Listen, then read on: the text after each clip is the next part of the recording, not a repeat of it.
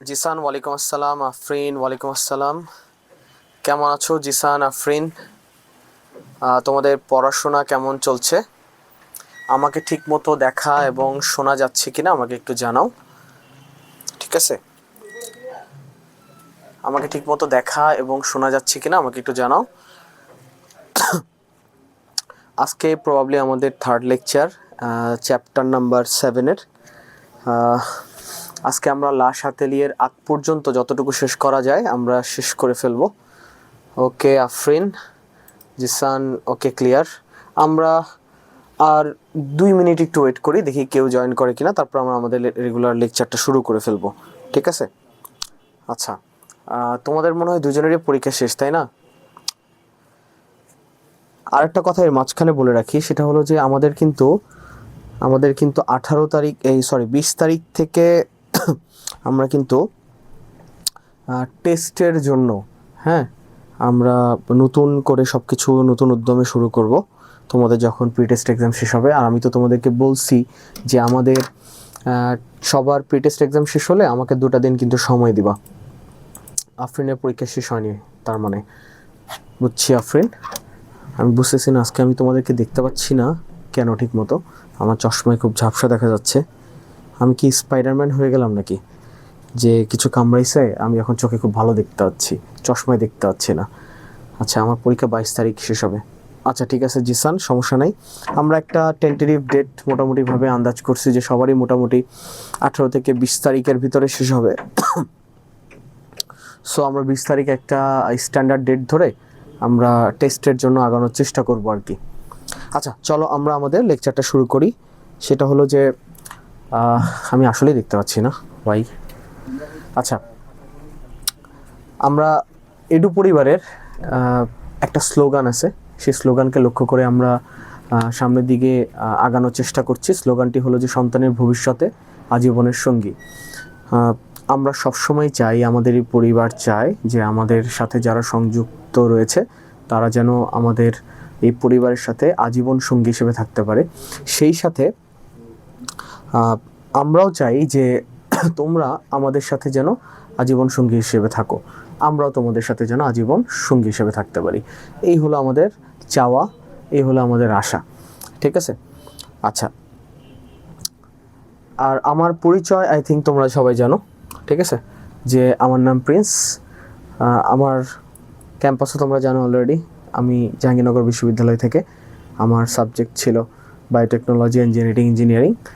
আচ্ছা, আমরা অনেক দূর পড়ে ফেলছিলাম, ঠিক আছে? আমরা রেডক্সের তাপোৎপাদী তাপহারী বিক্রিয়া পড়ছিলাম, জারণ সংখ্যা বের করা শিখছিলাম, এবং আজকে আমরা প্রতিস্থাপন থেকে শুরু করার কথা ছিল, রাইট? আমরা প্রতিস্থাপন বিক্রিয়ার একটা ছন্দ দিয়েছিলাম যে আসলে প্রতিস্থাপন বিক্রিয়ায় কারা কম সক্রিয় এবং কারা অধিক সক্রিয়, সেই ধাতুর যে সক্রিয়তা সিরিজ, সেই সিরিজটা আমি তোমাদেরকে ছন্দ আকারে দিয়েছিলাম।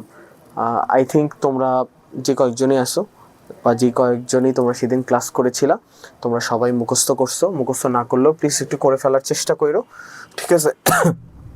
আমি তোমাদেরকে একটু মনে করাই দিই যে আমরা আসলে সেদিন কি কি ছন্দ পড়ছিলাম। কে না কে মেকাইভার এলো যেন ফিরে, সুস্মিতাকে পাবে হায়, কেবলা হাজি হাজি পেটাবে আমায়। আমাদের এইরকম একটা ছন্দ ছিল, ঠিক আছে? কে না কে মেকাইভার এলো যেন ফিরে, সুস্মিতাকে পাবে হায়, কেবলা হাজি হাজি পেটাবে আমায়। আচ্ছা, তো চলো আজকে আমরা প্রতিস্থাপন থেকে শুরু করব, ঠিক আছে? তোমরা একটু বইটা খুলবা, সেই সাথে হলো একটা খাতাও খুলবা। প্রতিস্থাপন, আমার লেখা ঠিক মতো বুঝতে পারো কিনা আমাকে একটু জানাবা। প্রতিস্থাপন বিক্রিয়া, ঠিক আছে? আচ্ছা, প্রতিস্থাপন বিক্রিয়ার ক্ষেত্রে আমাদেরকে যেটা বুঝতে হবে, আমাদের সংজ্ঞাটা কি ছিল, যে কম সক্রিয় যে মৌল বা মূলক ছিল তাদেরকে অধিক সক্রিয় মৌল বা মূলক কি করবে, প্রতিস্থাপন করবে বা প্রতিস্থাপিত করবে। আমাদের কমন একটা বিক্রিয়া ছিল তোমাদের বইয়ে, সেটা হলো যে এই বিক্রিয়াটা, তার সাথে এই বিক্রিয়া করেছিল, তাই না? আচ্ছা, কি তৈরি করছিল? আমরা জানি যে যে ছন্দটা পড়ছিলাম সেই ছন্দে আমরা দেখছিলাম যে হাইড্রোজেন জিঙ্কের থেকে অনেক নিচে অবস্থান করে। হাইড্রোজেন জিঙ্কের থেকে অনেক নিচে অবস্থান করে। যেহেতু অনেক নিচে অবস্থান করে, তার মানে বুঝতেই পারতেছি আমরা যে জিঙ্কের থেকে হাইড্রোজেনের সক্রিয়তা অনেক কম। যেহেতু জিঙ্ক অনেক বেশি সক্রিয়, অনেক বেশি অ্যাক্টিভ, সো জিঙ্ক চাইলেই এই হাইড্রোজেনকে কি করতে পারবে? প্রতিস্থাপন করতে পারে। ঠিক আছে, সো এখানে বিক্রিয়াটা কি সংঘটিত হয়? জিঙ্ক সালফেট সংঘটিত হবে এবং হাইড্রোজেন গ্যাস সংঘটিত হয়। এই তো। এবং এটা যে একটা রেডক্স বিক্রিয়া আমরা কিভাবে বুঝবো? দেখো, এখানে প্লাস ছিল, এখানে মাইনাস ছিল, এখানে দুইটা হাইড্রোজেন থাকার কারণে 2+ হয়েছে, এখানে আমরা জানি সালফেটের আয়ন হলো 2-। আর জিঙ্ক যেহেতু কোনোভাবেই বিক্রিয়া অংশগ্রহণ করেন এই বিক্রিয়কে, সেহেতু তার জারণ মান ছিল 0। এখানে জিঙ্ক সালফেটে জিঙ্কের জারণ মান হয়ে গেছে +2 আর সালফেটের ছিল -2। যেহেতু হাইড্রোজেন আলাদা হয়ে গেছে, হাইড্রোজেনের জারণ মান হয়ে গেছে 0। সো দেখো এখানে জিঙ্ক কি করছে? জিঙ্ক আসলে এই জায়গাটাতে কি করছে?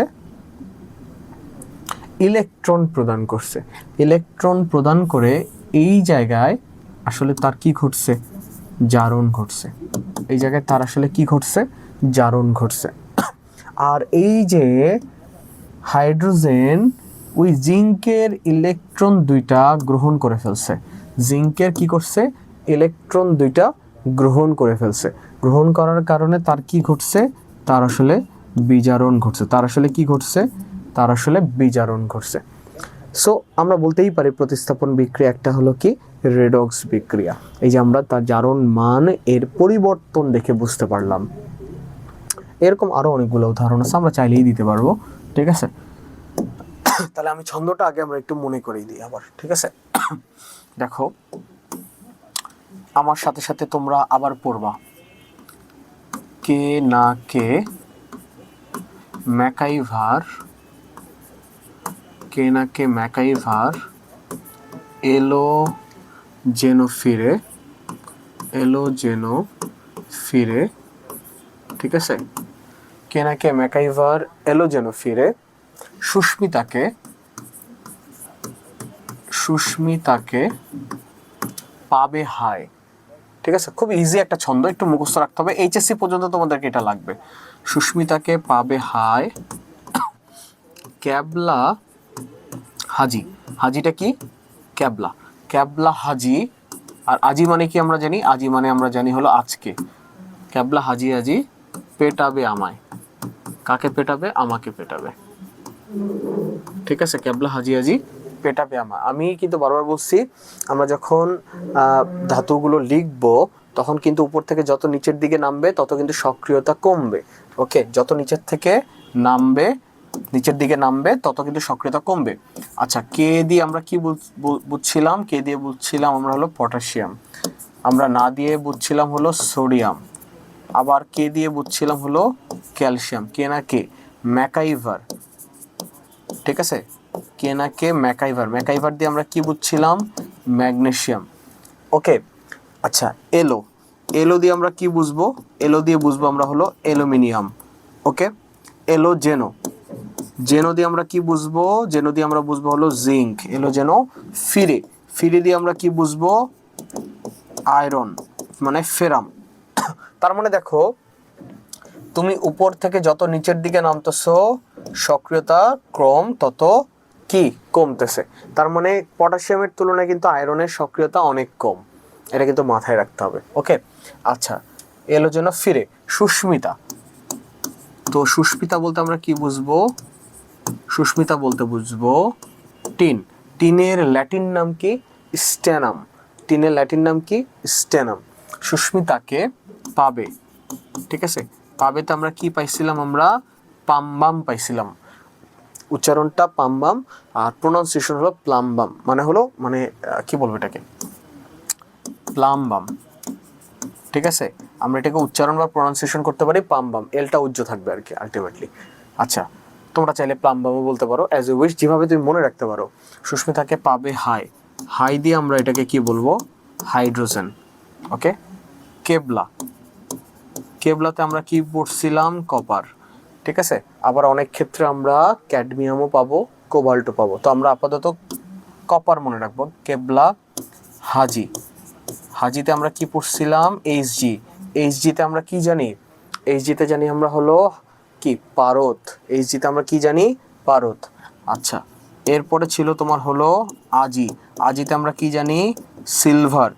সিলভারের ল্যাটিন নাম কি? আর্জেন্টাম, এই জন্য এটাকে এজি দ্বারা প্রকাশ করা হয়, আজি। আচ্ছা, পেটাবে। পেটাবেতে আমরা জানি হলো পিটি। পিটি মানে কি জানি আমরা? প্লাটিনাম। পিটি মানে আমরা কি জানি? প্লাটিনাম। আচ্ছা, আমায়। আমাইতে আমরা কি বুঝবো? আমাইতে আমরা বুঝবো হলো গোল্ড। গোল্ডকে এইউ দ্বারা প্রকাশ করা হয়, গোল্ডকে এইউ দ্বারা প্রকাশ করা হয়। সো এটা ছিল আমার হলো সক্রিয়তা সিরিজ। গতদিনও আমি লিখে দিছিলাম, আজকেও তোমাদেরকে একটু মনে করাই দিলাম। কেনাকে ম্যাকাইভার, এলো যেন ফিরে, সুস্মিতাকে পাবে হাই, কেবলা হাজি হাজি পেটাবে আমায়। যত উপর থেকে নিচের দিকে যাবা, মানে সিরিয়ালি এই শুরু থেকে এখান থেকে যত নিচের দিকে যাবা তত আসলে সক্রিয়তা ক্রম কি হবে? কমবে। ঠিক আছে? সো আমরা যদি যে কোনো একটা বিক্রিয়া লিখি, সেই বিক্রিয়ায় যে কেউ প্রতিস্থাপন তখনই করতে পারবে যখন তার থেকে কম সক্রিয় কেউ থাকবে।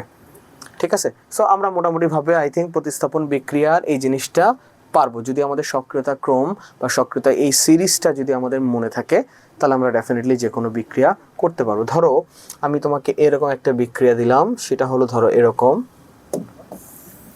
ধরো তোমাকে আমি দিলাম এইটার সাথে সোডিয়াম বিক্রিয়া করালাম। ঠিক আছে? আচ্ছা, এই যৌগটার নাম কি? এই যৌগটার নাম কি? এই যৌগটার নাম হলো, মনে রাখবা, দেখো এখানে কপার কিন্তু 2+ আয়ন আকারে আছে, এটার নাম হবে তোমার হলো কি বলতো? Cupric sulphate. এই যৌগটার নাম কি হবে? Cupric sulphate. এই যৌগের নাম কি হবে? Cupric sulphate. এই যৌগের নাম হবে কিউপ্রিক সালফেট। কিউপ্রিক সালফেট যদি সোডিয়ামের সাথে বিক্রিয়া করে, তাহলে আসলে এই বিক্রিয়াটা সম্পাদন হওয়া সম্ভব কিনা। তো চলো আমরা দেখি আসলে সম্ভব কিনা। দেখো আমরা জানি, যদি একটু উপরের দিকে সিরিজের দিকে তাকাই, দেখো সোডিয়াম কিন্তু কোথায় আছে? সেকেন্ড নাম্বারে আছে। আর আমি কপারের দিকে যদি তাকাই, এই জায়গায় কপার আছে। তার মানে সোডিয়াম কিন্তু অনেক উপরের একটা সক্রিয় ধাতু, এবং সোডিয়ামের আরেকটা নাম আছে, আমাদের এই প্রকৃতিতে যতগুলো নরম ধাতু আছে সবচেয়ে নরম ধাতু হলো সোডিয়াম। এই সোডিয়ামকে সবচেয়ে নরম ধাতু বলা হয়, এবং সোডিয়ামকে আমরা এই যে চাকু বা কাঁচি আছে না, কাঁচি দিয়েও কাটতে পারবো, চাকু দিয়েও বা ছুরি দিয়ে কাটতে পারবো, এত নরম সে। ঠিক আছে? সো বুঝতেই পারতেছি সোডিয়াম অনেক বেশি সক্রিয় এই কপারের তুলনায়। সো এই জায়গায় বিক্রিয়াটা আসলে ইজিলি করা সম্ভব। এই জায়গায় বিক্রিয়াটা আসলে ইজিলি করানো সম্ভব। সোডিয়াম কি করবে? সালফেটের সাথে যুক্ত হবে। দেখো আমি একটু আলাদা আলাদা করে লিখতেছি, আর কপারটা কি হয়ে যাবে? আলাদা হয়ে যাবে। আলাদা হলো। এখন এখানে একটা ঘটনা আছে। ঘটনা হলো, আমরা জানি যখন কোনো সংকেত লিখি, আমরা যখন কোনো যৌগের সংকেত লিখি, তখন আসলে আলটিমেটলি আমরা কি করি? যোজনী এক্সচেঞ্জ করি। আমরা কি করি? যোজনী এক্সচেঞ্জ করি। এটা কিন্তু আমাদের কেমিস্ট্রিতে ভীতি বা ভয় পাওয়ার আরেকটা উল্লেখযোগ্য কারণ হলো যে আমরা আসলে সংকেত লিখতে পারি না। এখন সংকেত লিখতে না পারার কারণে আমাদের কাছে বিক্রিয়াগুলো অনেক বেশি কষ্টসাধ্য মনে হয়। এখন যোজনী এক্সচেঞ্জের এই বিষয়টা কিন্তু তোমাদের মাথায় রাখতে হবে। এই যোজনী এক্সচেঞ্জ করার জন্য আসলে অনেকগুলো জিনিস বুঝতে হয়। কীরকম? দেখো ক্রাইটেরিয়াগুলো কি কি? আমাকে সবার প্রথমে কি জানতে হবে? আমার সবার প্রথমে প্রতীক জানতে হবে। তুমি যদি প্রতীক না জানো, আসলে ওই যৌগটা আসলে কার সাথে যুক্ত হচ্ছে, ঠিক আছে, কে কে আছে এটাই আমি তো জানি না। তোমাকে ধরো একটা রাসায়নিক নাম বলে দিল, সেই রাসায়নিক নামটাই তুমি ভালো করে বুঝতেছো না সেখানে কারা কারা আছে। সো আমাকে প্রতীক জানতে হবে। প্রতীকের পাশাপাশি আমাকে জানতে হবে হলো সংকেত। আমি যখন সংকেত জানতে পারবো, তখন আসলে আমার জন্য কেমিস্ট্রির বিভিন্ন বিক্রিয়াটা বুঝতে সুবিধা হবে। কেন সুবিধা হবে? কারণ আমি সংকেতটা জানি, প্রতীকটা জানি। এরপরে তোমাকে কি বুঝতে হবে? এরপরে তোমাকে বুঝতে হবে অবশ্যই পারমাণবিক সংখ্যা। আমি পারমাণবিক সংখ্যা যদি বুঝি তাহলে বা মনে থাকে, তাহলে কিন্তু আমি যোজনীটা মনে রাখতে পারবো। যোজনী যদি মনে রাখতে পারি, তাহলে তো আমার কি কাজ 99.99% শেষ। কারণ আমার যোজনী জানলে, সংকেত জানলে আসলে আলটিমেটলি আমার এই বিক্রিয়া লেখা কোনো ব্যাপারই না। রাইট? দেখো কিভাবে ব্যাপার না। দেখো আমরা মোটামুটিভাবে জানি যে সোডিয়ামের যোজনী হলো 1। আমি যদি এই বিক্রিয়াটা লিখতে চাই তাহলে ধরো সোডিয়াম লিখলাম, সোডিয়ামের যোজনী আছে 1, ওকে। আর সালফেট লিখলাম, সালফেটের যোজনী আছে হলো 2, সালফেটের যোজনী কত 2। সালফেট কি করবে, এই যোজনীটা এখানে দিয়ে দিবে, রাইট। আর সোডিয়ামের যোজনীটা এখানে চলে যাবে, তাই তো। তার মানে এখানে বিক্রিয়াটা করার পর আসলে যৌগটা কিভাবে গঠিত হবে, Na2SO4, এই যে এক্সচেঞ্জ করলো Na2SO4, Na2SO4, এই যে তোমার হলো সংকেতটা হলো, এটাকে বলবো আমরা সোডিয়াম সালফেট, সোডিয়াম সালফেট। আচ্ছা, এই গেল তো আমাদের যৌগ লেখার যে ভীতিকর অবস্থা। এই ভীতিকর অবস্থা কিভাবে দূর করা যেতে পারে, আমাকে অবশ্যই প্রতীক জানতে হবে, আমাকে অবশ্যই সংকেত জানতে হবে, আমাকে অবশ্যই পারমাণবিক সংখ্যা জানতে হবে, কারণ পারমাণবিক সংখ্যা জানলেই আমি কেবলমাত্র যোজনী জানতে পারবো। আচ্ছা, এটা তো গেল আমার হলো যোজনী এক্সচেঞ্জ করা বা হলো কি যৌগ লেখা। এখন আমাদের আরেকটা কি ভয় আছে কেমিস্ট্রির বিক্রিয়ার ক্ষেত্রে, সেটা হলো আমরা অনেক ক্ষেত্রে সমতা বিধান করতে পারি না। কেন সমতা বিধান করতে পারি না, ওই যে সমতা বিধানেরও মূলে আছে আসলে যৌগটার বেসিক স্ট্রাকচার কি বা স্ট্যান্ডার্ড স্ট্রাকচারটা কি। এটা ধরো আমার যৌগের, এই সোডিয়াম সালফেটের যৌগের কি বেসিক বা স্ট্যান্ডার্ড স্ট্রাকচার। এখন ঘটনা হলো আমি এখানে কি করব, সমতা বিধান করব। দেখো এখানে কপার আছে একটা, কপারেরও যোজনী 2, সালফেটেরও যোজনী 2। যেহেতু 2 2 একই রকম, তো আমরা 2 দিয়ে দুজনকে ভাগ দিছি, ভাগ দিয়ে আসলে কি হয় অনুপাতটা 1 1 হয়ে যায়। যেহেতু একই রকম যোজনী ছিল তাই আমরা সেটাকে আর লিখি নাই, যেহেতু 1 1 অনুপাত হয়ে গেছে আমরা লিখি নাই। তো এখানে কপারের যোজনী 2, কপার কি হয়ে গেছে আলাদা হয়ে গেছে। সালফেটের যোজনী 2, সালফেট কি করছে সোডিয়ামকে দিয়ে দিছে। এখন ঘটনা দেখো এখানে কপার আছে কয়টা, এখানে কপারের কি অণুর সংখ্যা একটা বা পরমাণুর সংখ্যাও একটা। সালফেট কয়টা, সালফেটও একটা। এখানে সালফেট আছে কয়টা, একটা। মানে আমার সালফেট এখানে মিলছে, সালফেট নিয়ে আমার কোনো মাথা ব্যথা নাই। এখানে কপার আছে কয়টা, কপার আছে একটা। আমার যৌগে উৎপাদে পরিণত হয়েছে কপারও একটা, কপার নিয়ে আমার কোনো মাথা ব্যথা নাই। কিন্তু আমি যখন সোডিয়াম সালফেটের দিকে তাকাই তখন এখানে সোডিয়াম হয়ে গেছে কয়টা, এখানে সোডিয়াম হয়ে গেছে আমার 2টা। আমার মাথা ব্যথা, এই জায়গায় আমার মাথা ব্যথা, যে কারণ আমার বিক্রিয়কে সোডিয়াম আছে একটা, উৎপাদে সোডিয়াম হয়ে গেছে 2টা। সো আমার এখানে সমতা বিধান করতে হবে। তো আমি যদি সোডিয়ামের আগে 2 দিয়ে দেই তাহলে কিন্তু আমার সমতা বিধান হয়ে গেল। যদিও আমরা জানি যে আমরা রাসায়নিক বিক্রিয়া যখন লিখি তখন তীর চিহ্নটা দিলে আমার সমতা বিধান না করলেও চলে।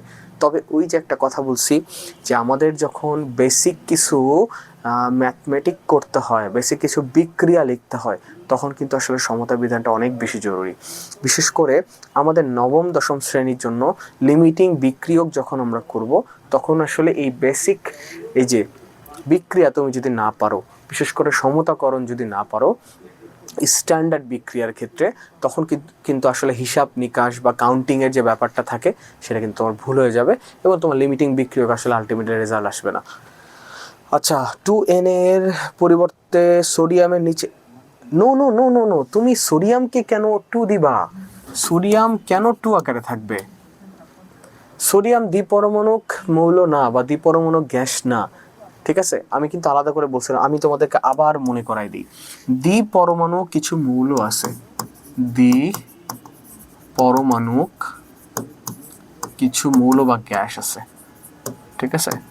আচ্ছা, তারা কারা কারা এটা মনে রাখতে হবে। তারা ওইভাবে থাকতে পছন্দ করে, কিভাবে দেখো, বিশেষ করে 17 নম্বর গ্রুপের যে মৌলগুলো আছে, যেমন ধরো ফ্লোরিন, ফ্লোরিন কখনো এইভাবে থাকতে পছন্দ করে না, ফ্লোরিন সবসময় F2 আকারে থাকবে। ফ্লোরিন কিভাবে থাকবে, F2 আকারে থাকবে। ক্লোরিন কখনো এইভাবে থাকবে না, ঠিক আছে, ক্লোরিন সবসময় Cl2 আকারে থাকবে। আয়োডিন কখনো এইভাবে থাকবে না, আয়োডিনও এইভাবে থাকবে। ব্রোমিন, ব্রোমিনও কখনো এইভাবে থাকবে না, ব্রোমিনও এইভাবে থাকবে। এগুলো গেল 17 নম্বর গ্রুপে, রাইট। আরও কিছু মৌল আছে, যেমন ধরো হাইড্রোজেন কখনো এইভাবে থাকবে না, হাইড্রোজেনে কিভাবে থাকতে পছন্দ করে, H2 আকারে থাকতে পছন্দ করে, ঠিক আছে। অক্সিজেনও কখনো এইভাবে থাকতে পছন্দ করে না, অক্সিজেন O2 আকারে থাকতে পছন্দ করে। সবসময় অক্সিজেনের কি স্থিতিশীল বা স্থিতিশীল স্ট্রাকচার বা স্টেট হলো O2। আচ্ছা, এরপর আছে নাইট্রোজেন, এইভাবে থাকতে পছন্দ করে। এই কয়েকটা আমরা মনে রাখলে মোটামুটিভাবে আমাদের জন্য কি বিভিন্ন ধরনের বিক্রিয়া লেখাটা আসলে কমপ্লিট। ওকে, তো এর ভিতরে কিন্তু আসলে সোডিয়াম পড়ে না। আর সোডিয়াম যোজনী এক, সোডিয়াম কখনো আসলে দরকার হয় না। সোডিয়াম একটা ইলেকট্রন ত্যাগ করে আসলে সে অষ্টকের নিয়ম মেনে চলে। সো আসলে আলটিমেটলি তার এইভাবে প্রয়োজন হয় না। এরা হলো কিছু এক্সেপশনাল, এরা এইভাবে থাকতে পছন্দ করে, এই জন্য এদেরকে বলা হয় দ্বিপরমাণুক মৌল।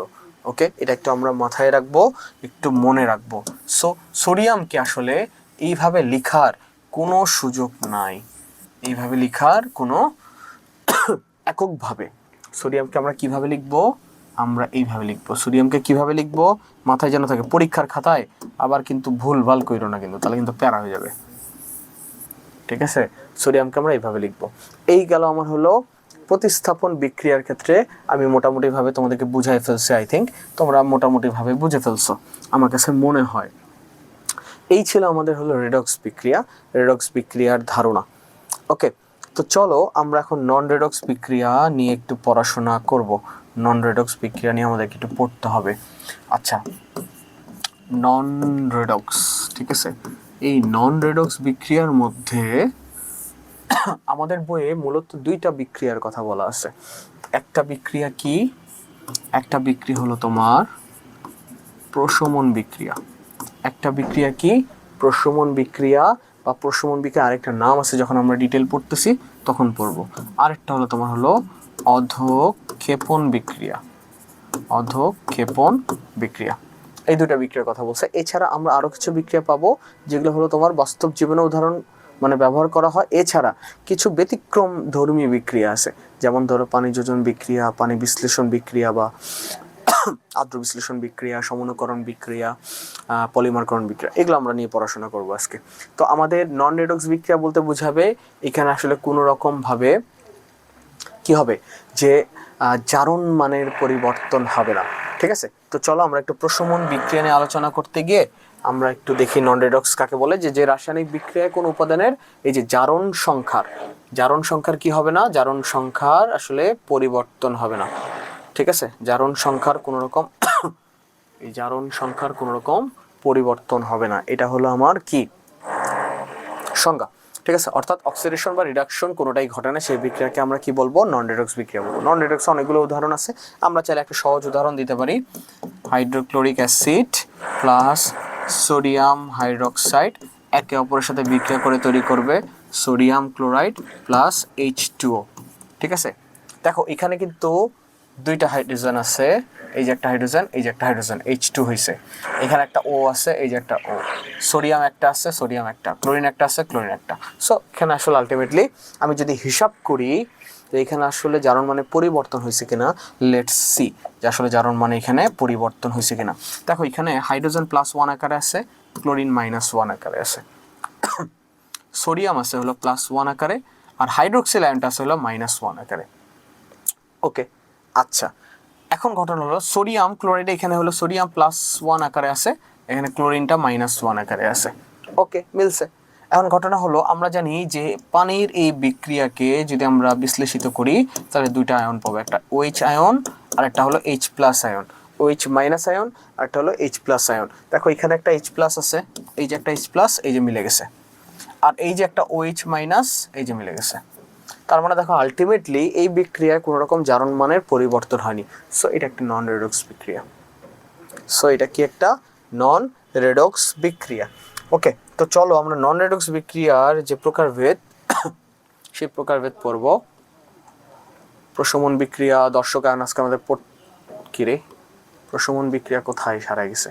আচ্ছা, প্রশমন এগুলা কোনো বিষয় না, আমরা প্রশমন বিক্রিয়া নিজেরা পড়বো। দেখো এই জন্য আমি আলাদা করে লিখছি প্রশমন বিক্রিয়া। ওকে, প্রশমন বিক্রিয়া। আচ্ছা, এটাকে নিউট্রালাইজেশন রিঅ্যাকশন বলে, অথবা এটা আরেকটা নাম আছে, সেটা হলো অ্যাসিড ক্ষার বিক্রিয়া।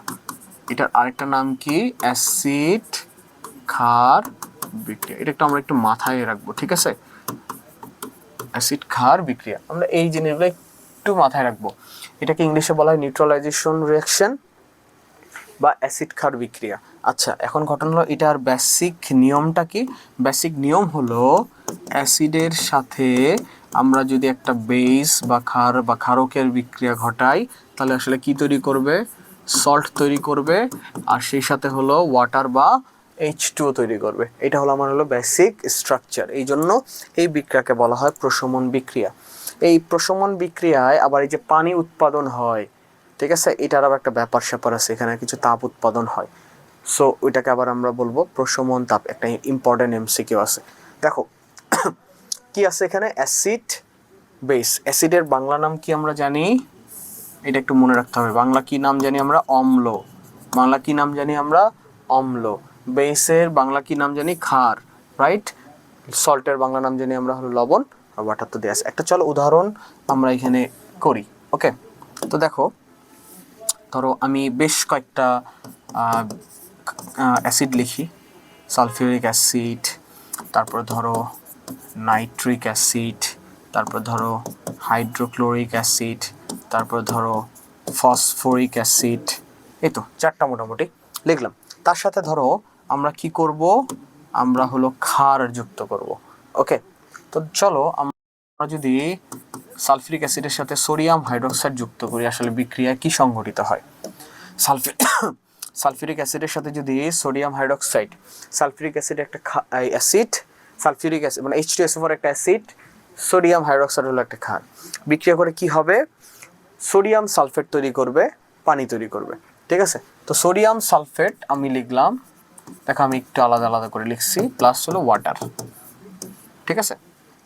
আচ্ছা ঘটনা কি এখানে, দেখো এখানে আমরা জানি এটা প্লাস আকারে আছে, এটা মাইনাস আকারে আছে। যদিও এখানে +2 হবে, এখানে 2 মাইনাস হবে, কেন, এখানে দুইটা হাইড্রোজেন আছে।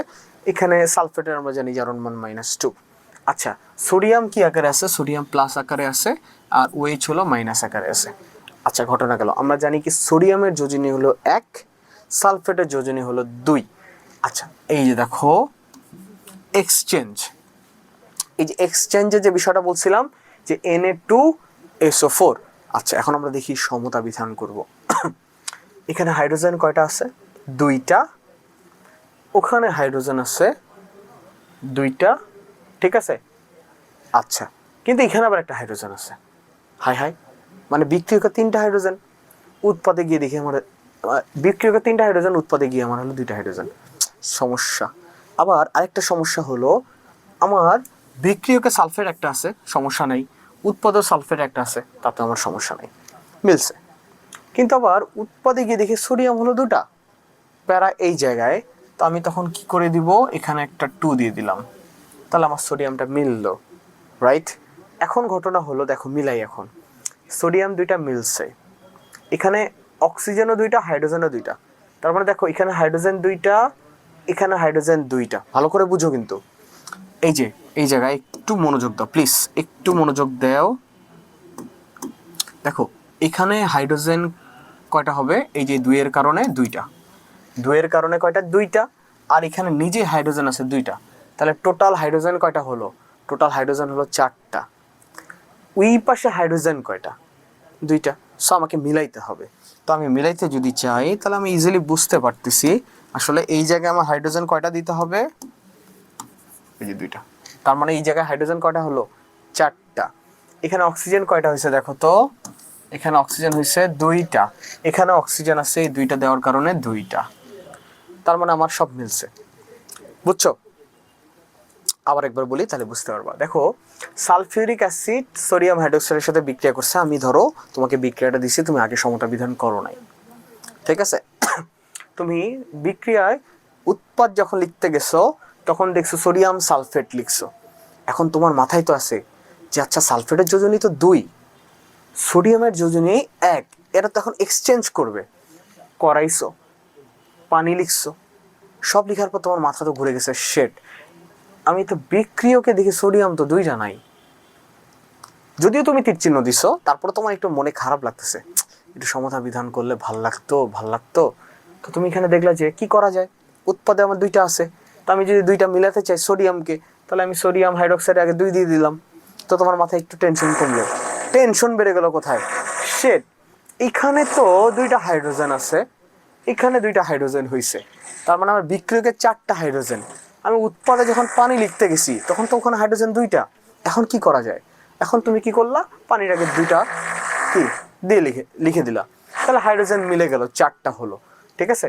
তারপরে এখন ওখানে কিন্তু আবার উৎপাদে হাইড্রোজেন 2টা, সরি অক্সিজেন 2টা, আবার এখানে তো সোডিয়াম হাইড্রোক্সাইডের আগে 2 দেওয়ার কারণে অক্সিজেনও 2টা হয়েছে। সো ওখানেও তোমার হলো অক্সিজেন 2টা, এখানে অক্সিজেন 2টা, তার মানে সমতা বিধান তোমার হয়ে গেল।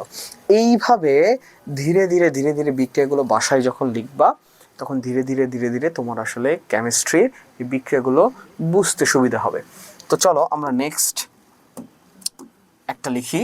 ধরো নাইট্রিক অ্যাসিড আছে, নাইট্রিক অ্যাসিডের সাথে আমরা কাকে বিক্রিয়া করাই, ধরো ম্যাগনেসিয়াম হাইড্রোক্সাইড, ঠিক আছে। তো চলো ম্যাগনেসিয়াম হাইড্রোক্সাইড, এখানে কিন্তু আবার একটা বোঝার বিষয় আছে। দেখো আমি একটু লিখি এখানে যে দেখো ম্যাগনেসিয়াম এর যোজনী হলো 2, ম্যাগনেসিয়ামের যোজনী কত 2, আর হাইড্রোক্সাইডের যোজনী হলো 1, ঠিক আছে। তো হাইড্রোক্সাইড কি করবে, তার যোজনী 1 ম্যাগনেসিয়ামকে দিয়ে দিছে, আর ম্যাগনেসিয়ামের যোজনী যেহেতু 2 তাই ব্র্যাকেট দিয়ে আমরা এখানে কি লিখলাম 2 লিখলাম। এই হলো ম্যাগনেসিয়াম হাইড্রোক্সাইডের সংকেত। আচ্ছা এখন কি হবে আগের মতো, এখানে হাইড্রোজেন আছে প্লাস আকারে, নাইট্রেট আছে মাইনাস আকারে, এখানে ম্যাগনেসিয়াম আছে 2+ আকারে, এখানে হাইড্রোক্সিল আছে যদিও মাইনাস আকারে, বাট হাইড্রোক্সিল তো 2টা, তাই এখানে 2 মাইনাস হয়ে গেছে অটোমেটিক্যালি আয়নের হিসাব করলে। সো আমরা জানি যে প্লাস মাইনাসকে ধরবে, মাইনাস প্লাসকে ধরবে। তো ম্যাগনেসিয়াম কি করবে, এই যে প্লাসটা মাইনাসকে ধরবে, সো তৈরি করবে হলো আমার ম্যাগনেসিয়াম নাইট্রেট। কি তৈরি করবে, ম্যাগনেসিয়াম নাইট্রেট, ম্যাগনেসিয়াম এই যে নাইট্রেট দিলাম, ঠিক আছে। ওই যে আগের মতো হিসাব, ম্যাগনেসিয়ামের যোজনী কত 2, সে কি করবে এই যে নাইট্রেটকে দিয়ে দিল, নাইট্রেটের যোজনী যেহেতু 1 সে কি করছে ম্যাগনেসিয়ামকে দিছে, এই জন্য ব্র্যাকেট দিছি, পুরো নাইট্রেটের সাথে কিন্তু 2 যাবে, ওকে, এটা যেন মাথায় থাকে।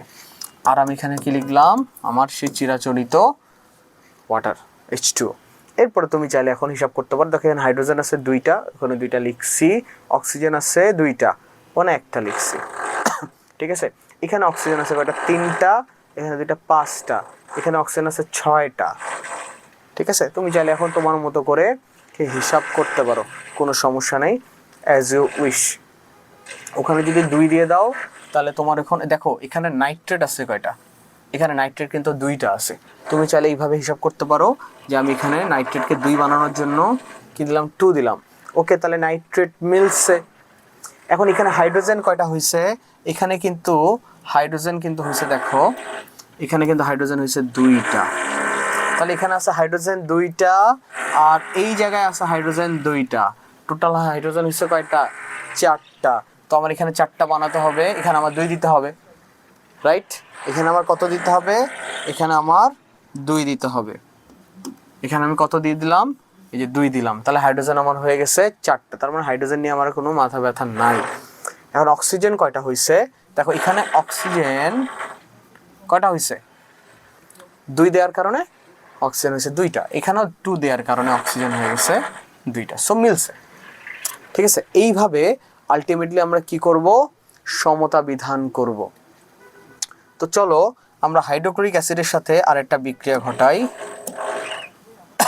ধরো হাইড্রোক্লোরিক অ্যাসিডের সাথে আমরা সোডিয়াম হাইড্রোক্সাইড, চিরাচরিত যে নিয়ম, এটা বিক্রিয়া করালাম, তাহলে কি হবে, সোডিয়াম ক্লোরাইড তৈরি করবে, খুব ইজি একটা বিক্রিয়া, আর পানি তৈরি করবে, ঠিক আছে। এখানে একটা হাইড্রোজেন আছে, এখানে একটা হাইড্রোজেন আছে H2, ক্লোরিন আছে একটা, ক্লোরিন আছে একটা, সোডিয়াম আছে একটা, সোডিয়াম আছে একটা, অক্সিজেন আছে একটা, খুব ইজি, কোনো ব্যাপারই না, রাইট। আচ্ছা আমাদের জন্য যেটা সমস্যাদায়ক হয় সেটা হলো এই জায়গায়, আমাদের এটা কি বিক্রিয়া, আমাদের এটা হলো ফসফরিক অ্যাসিড H3PO4। এই জায়গায় তোমাকে একটু বুঝতে হবে, দেখো PO4 এই যৌগটার কিন্তু যোজনী কত 3, এটা মনে রাখতে হবে। এই জন্য দেখো হাইড্রোজেন তার এক যোজনী ফসফেটকে দিছে, PO4কে দিছে, আর PO4 এর যোজনী 3 সে হাইড্রোজেনকে দিছে, ওকে, এটা মাথায় রাখতে হবে। ধরো আমরা এখানে একজনকে বিক্রিয়া করাচ্ছি, ধরো ক্যালসিয়াম হাইড্রোক্সাইড, এটা বিক্রিয়া করাচ্ছি, ঠিক আছে। তাহলে বিক্রিয়া করলে কি তৈরি করবে, দেখো এখানে প্লাস আছে, এখানে মাইনাস আছে, এখানে প্লাস আছে, এখানে মাইনাস আছে, কয়টা করে আছে আমরা এটা হিসাব করলাম না। দেখো এখানে হাইড্রোজেন 3টা হবে, এখানে 3 মাইনাস হবে, এখানে হাইড্রোজেন 3টা আছে, এখানে 3 মাইনাস, এখানে 2 প্লাস, ঠিক আছে, এখানে 2টা আছে, এখানে 2 মাইনাস। আচ্ছা, তার প্লাস কি করবে? মাইনাসকে ধরবে, মাইনাস প্লাসকে ধরবে। তো চলো আমরা এখন হিসাব করি। দেখো ক্যালসিয়াম ফসফেট তৈরি করবে, ক্যালসিয়াম ফসফেট তৈরি করবে, ক্যালসিয়াম কি তৈরি করবে? ফসফেট তৈরি করবে। ভালো করে বুঝো, আমি এটা একটু বড় করে লিখি, হ্যাঁ, তোমাদের জন্য সুবিধা হবে, একটু মনোযোগ দাও, এটা অনেক ইম্পর্টেন্ট একটা কি বিক্রিয়া। H3PO4 plus calcium hydroxide. ওকে, আচ্ছা, ক্যালসিয়াম হাইড্রোক্সাইড বিক্রিয়া করে কি তৈরি করবে? দেখো ক্যালসিয়াম ফসফেট, এই আর হলো পানি তৈরি করবে, করলো। এখন আমার তো দেখতে হবে কার যোজনী কত। আমরা জানি ফসফেটের যোজনী কত, ফসফেটের যোজনী জানি আমরা হলো কি 3। এই যে 3 সে ক্যালসিয়ামকে দিয়ে দিছে CH3। আবার ক্যালসিয়ামের যোজনী কত? 2। তো ক্যালসিয়াম কি করবে? তার যোজনী একে দিয়ে দিবে, এই যে দিয়ে দিল। তাহলে যৌগটা কি দাঁড়াইলো? CH3PO4 ব্র্যাকেট ক্লোজ করে আর H2। এখন তুমি হিসাব নিকাশ করো আসলে কে কয়টা, কোথায় কি কি আছে। এখানে হাইড্রোজেন আছে 3টা, ঠিক আছে, আর এখানে আছে 2টা, 5টা। তখন ফসফেট কয়টা আছে? এখানে কিন্তু ফসফেট আছে কয়টা? 2টা। সো আমার এখানে ফসফেট কিন্তু 2টা বানানোর জন্য এখানে 2 দেওয়া লাগতেছে, দিলাম। ক্যালসিয়াম আছে কয়টা? 3টা। তো আমার ক্যালসিয়াম 3টা বানানোর জন্য এখানে 3 দেওয়া লাগবে, দিলাম। এখন তুমি হিসাব করো, ঠিক আছে। তো আবার হাইড্রোজেন, দেখো ফসফেট মিলছে, ফসফেট নিয়ে আমার আর কোনো মাথা ব্যথা নাই, ক্যালসিয়াম নিয়ে আমার কোনো আর মাথা ব্যথা নাই, আমার এখন অক্সিজেন আর হাইড্রোজেন নিয়ে মাথা ব্যথা। এখানে হাইড্রোজেন কয়টা আছে? 3 দুগুণে 6টা, 6টা হাইড্রোজেন আছে, ঠিক আছে। আর এখানে ছিল আগে থেকে 2টা আর 3টা, ঠিক আছে। 3 দুগুণে 6টা, 6টা 6টা 12টা। তার মানে আমার এখানে হাইড্রোজেন মিলাতে গেলে এখানে 6 দেওয়া লাগবে, মিলছে। এখন অক্সিজেন দেখো মিলে কিনা। এখানে অক্সিজেন ছিল 2টা আর 3টা, 3 দুগুণে 6টা, ওখানে দেখো অক্সিজেন 6টা, ঠিক আছে। এই গেল আমার প্রশমন বিক্রিয়া, ঠিক আছে। তো প্রশমন বিক্রিয়ায় এই যে পানি তৈরি হয়, মনে রাখবা প্রশমন বিক্রিয়ায়, প্রশমন বিক্রিয়ায়, প্রশমন বিক্রিয়ায়, প্রশমন বিক্রিয়ায় 1 মোল H2O উৎপন্ন করতে, ঠিক আছে, -57.34 কিলোজুল তাপ উৎপন্ন হয়। এখানে মাইনাস কথাটা কেন লিখছি? কারণ এখানে ডেল্টা এইচ, ঠিক আছে, এটা একটু মনে রাখবো, এটা কিন্তু ইম্পর্টেন্ট MCQ। তার মানে আমরা এখানে সংজ্ঞাটা এইভাবে লিখতে পারি যে প্রশমন বিক্রিয়ায় 1 মোল পানি উৎপন্ন করতে কি পরিমাণ তাপ উৎপন্ন হয়? 57.34 কিলোজুল, 34 কিলোজুল তাপ উৎপন্ন হয়। এখন এইটাকে কি কি বলি? একে আমরা হলো প্রশমন তাপ বলি, প্রশমন তাপ বলি। তাহলে যদি MCQতে আসে যে প্রশমন তাপ কাকে বলে, তাহলে আমরা লিখবো 1 মোল পানি উৎপাদন করতে প্রশমন বিক্রিয়ায় যে তাপ উৎপন্ন হয় সেই তাপটা কি পরিমাণ? 57.34 কিলোজুল। এই তাপটা উৎপন্ন হলে তাকে আমরা প্রশমন তাপ বলবো, ঠিক আছে। আর প্রশমন তাপের ডেল্টা এইচ এর মান কত? -57.34। যেহেতু এটাকে তাপ উৎপাদন হচ্ছে, আমরা জানি তাপ উৎপাদন বিক্রিয়ায় ডেল্টা এইচ এর মান কত? মাইনাস। ডেল্টা এইচ এর মান কত? মাইনাস, ঠিক আছে। তো জিসান, তোমার এই পর্যন্ত বুঝতে কোনো রকম অসুবিধা হয়েছে কিনা আমাকে একটু জানাও। এই পর্যন্ত বুঝতে কোনো রকম অসুবিধা হয়েছে কিনা আমাকে একটু জানাও। ক্লিয়ার কিনা এই পর্যন্ত? ওকে, ক্লিয়ার। তো চলো আমরা হলো এরপরে অধঃক্ষেপণ বিক্রিয়া ছিল, এরপরে ছিল হলো অধঃক্ষেপণ বিক্রিয়া। অধঃক্ষেপণ বিক্রিয়া, অধঃক্ষেপণ বিক্রিয়া ইংলিশ নাম ছিল হলো তোমার প্রেসিপিটেশন রিঅ্যাকশন, ঠিক আছে। তো মনে রাখবা এই বিক্রিয়াটা করতে গেলে আসলে আমাদের ল্যাবে যাওয়াটা জরুরি। ল্যাবে না গেলে তুমি আসলে অধঃক্ষেপ কিভাবে পড়ে এটা তো তুমি বুঝবা না।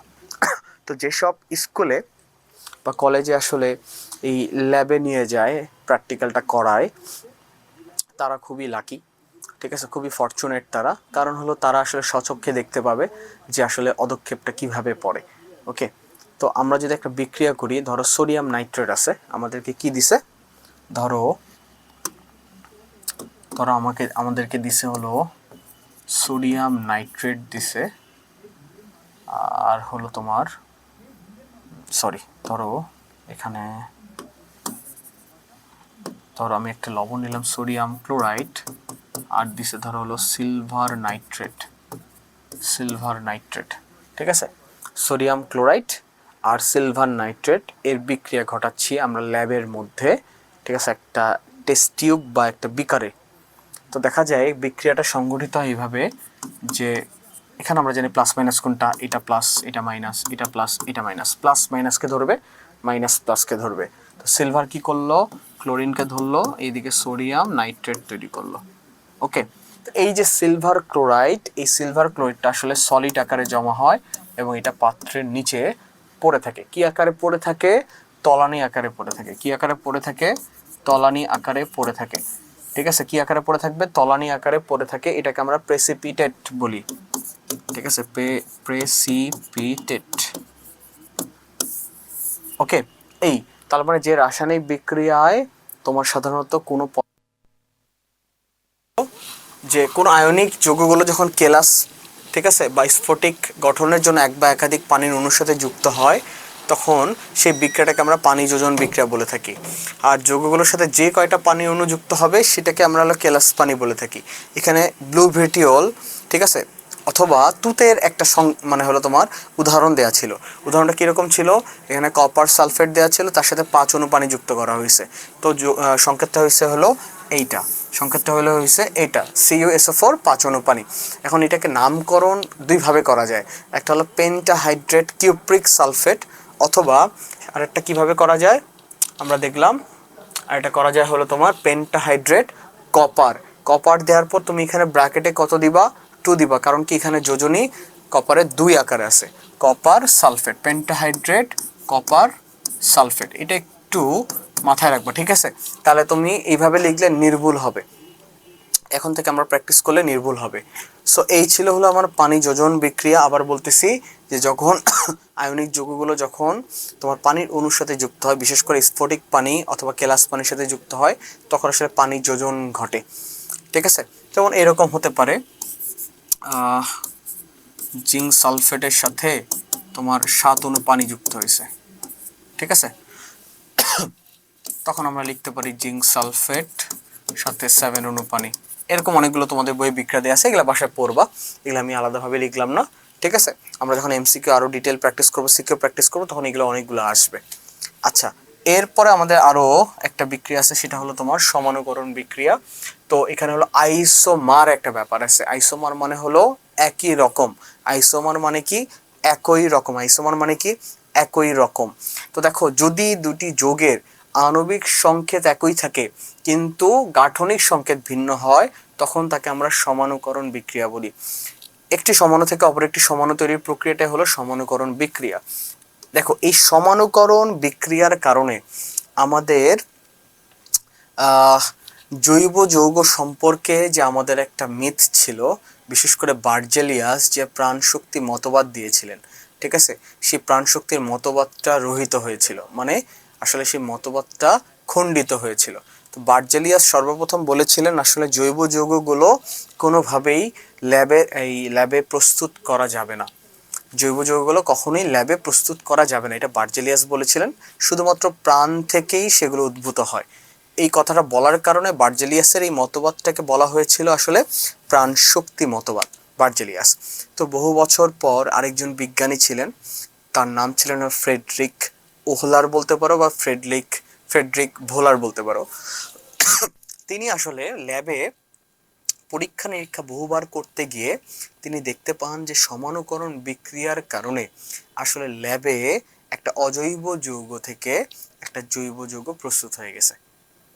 ফ্রেডরিক ভোলার কি দেখতে পাইলেন? এক ল্যাবের মধ্যে বিভিন্ন রকম পরীক্ষা করতে গিয়ে তিনি দেখতে পাইলেন যে অজৈব যৌগ থেকে আসলে আলটিমেটলি একটা জৈব যৌগ প্রস্তুত হয়ে গেছে। কিভাবে সেটা? সেটা ধরো এরকম ছিল, ঠিক আছে। এই যৌগটাকে বলা হয় অ্যামোনিয়াম সায়ানেট।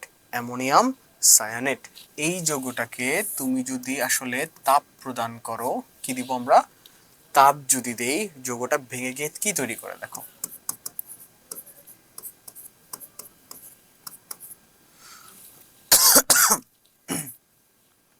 কি তৈরি করবে,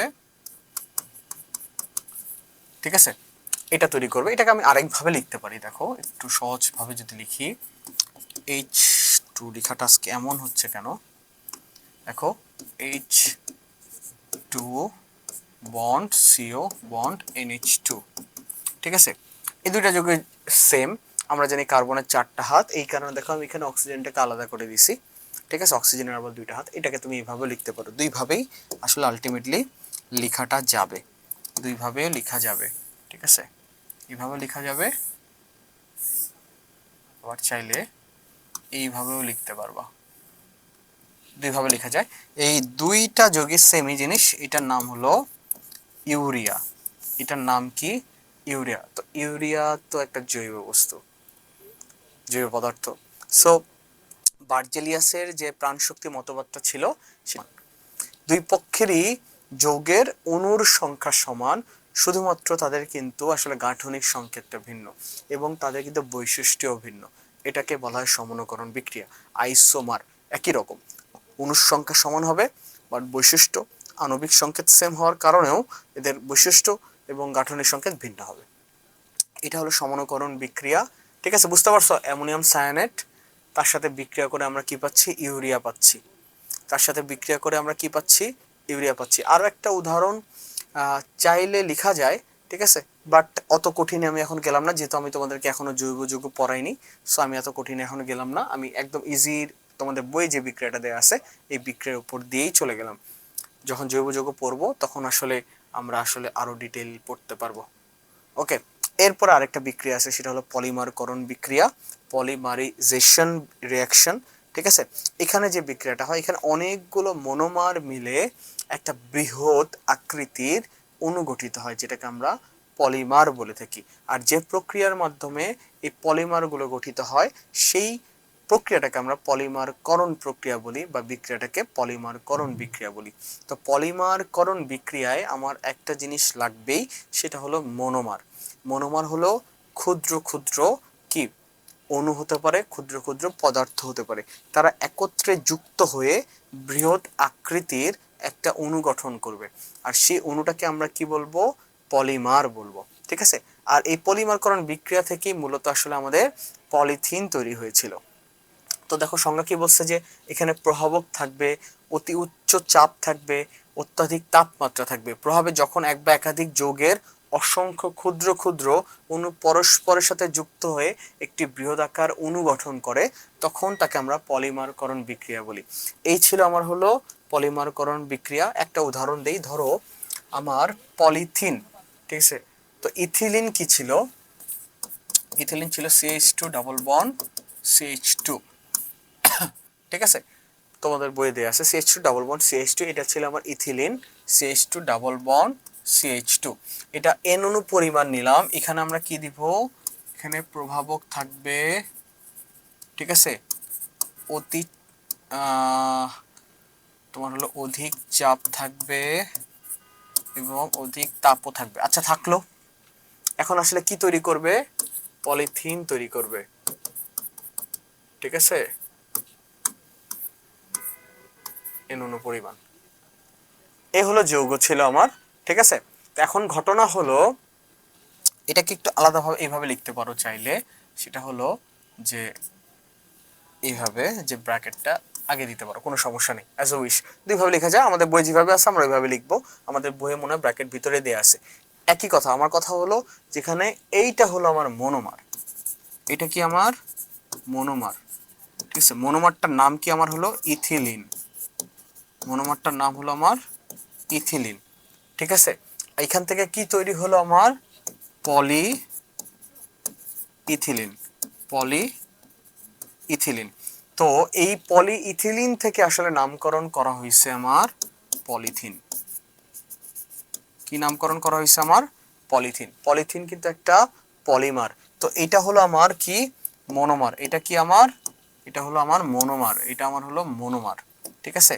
আর এই পলিথিনটা হলো মূলত আমার একটা পলিমার, পলিমার, মনে থাকবে, এটা কি আমার একটা পলিমার, এটা কি আমার একটা পলিমার। ওকে, দেখো ইথিলিন থেকে তুমি ইথিলিনকে অত্যাধিক চাপ, প্রভাবক এবং তাপের মাধ্যমে তুমি কি তৈরি করতে পারতেছো? পলিইথিলিন তৈরি করতে পারতেছো। পলিইথিলিন তৈরি করতে পারতেছো। পলিইথিলিন তৈরি করতে পারতেছো। পলিইথিলিন তৈরি করতে পারতেছো। তার মানে এখানে কি বুঝাচ্ছে?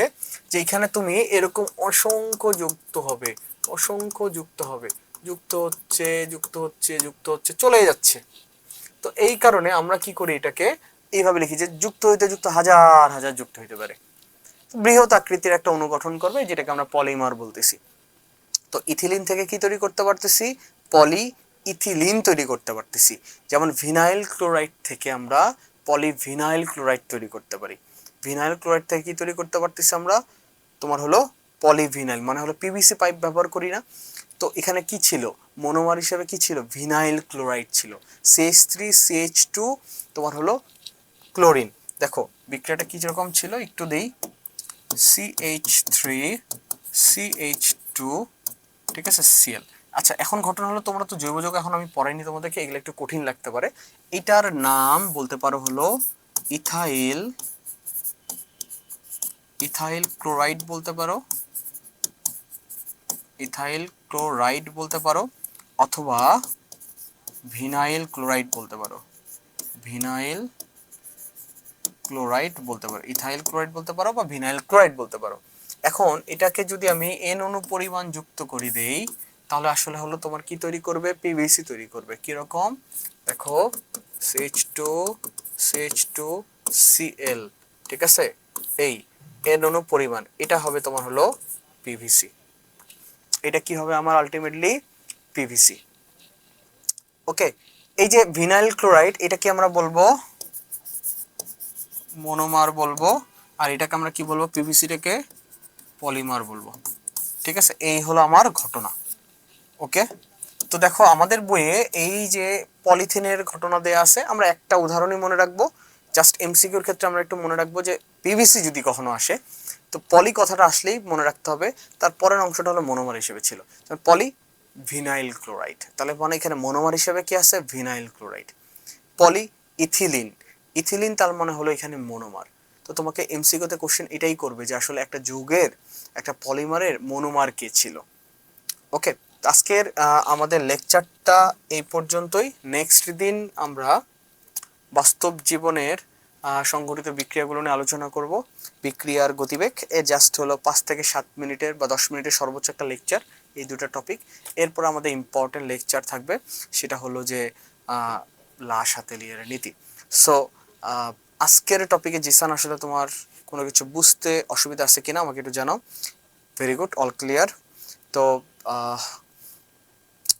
তোমার নেক্সট পরীক্ষা কি বা কবে? নেক্সট পরীক্ষা কি এবং নেক্সট পরীক্ষা কবে আমাকে একটু জানাও দেখি। নেক্সট পরীক্ষা কি এবং নেক্সট পরীক্ষা কবে আমাকে একটু জানাও।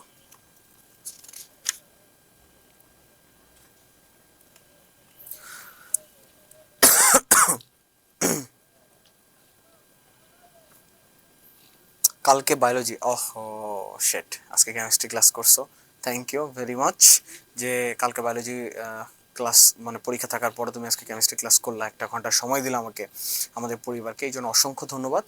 তো কালকে পরীক্ষাটা ভালো করে দিও, দ্রুত পরীক্ষা শেষ করো এবং ভালো মতো শেষ করো। তারপরে আমরা আমাদের মতো করে টেস্টে সর্বোচ্চ কিভাবে ভালো করা যায় এটা নিয়ে আমরা সবাই মিলে একসাথে বসে প্ল্যান করব।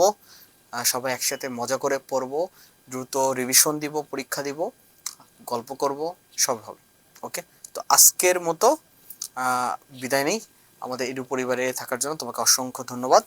ঠিক আছে, তোমার আশেপাশে কোনো বন্ধু বান্ধব যারা বিভিন্ন রকম সমস্যায় আছে, পড়াশোনা বুঝতে অসুবিধা হচ্ছে, ঠিক আছে, তাদেরকে তুমি আমাদের পরিবারের কথা জানাতে পারো, তাদেরকেও তুমি আমাদের পরিবারের সাথে এঙ্গেজ করতে পারো। ওকে, তো শুভরাত্রি, কালকে পরীক্ষাটা ভালো করে দিও। ঠিক আছে, তো ইনশাল্লাহ দেখা হবে। ওয়ালাইকুম আসসালাম, গুড নাইট।